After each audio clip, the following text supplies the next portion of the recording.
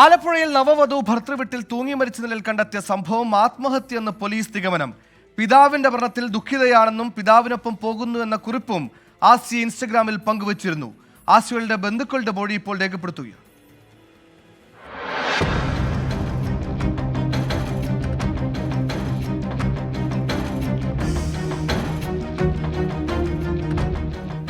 നാലു മാസം മുൻപായിരുന്നു ആലപ്പുഴ ലജ്നത്ത് വാർഡിൽ പനക്കൽ പുരയിടത്തിൽ മുനീറിന്റെയും കായംകുളം സ്വദേശിനി ആസിയയുടെയും വിവാഹം.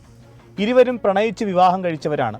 ഇന്നലെ രാത്രി വീടിന്റെ കിടപ്പുമുറിയിലെ ജനലിലാണ് ആസിയയെ തൂങ്ങി മരിച്ച നിലയിൽ കണ്ടെത്തിയത്. വിരലടയാള വിദഗ്ധരും ഫോറൻസിക് സംഘവും വീട്ടിലെത്തി പരിശോധന നടത്തി. വിവാഹത്തിന് 4 മാസം മുൻപാണ് ആസിയയുടെ പിതാവ് മരണപ്പെട്ടത്.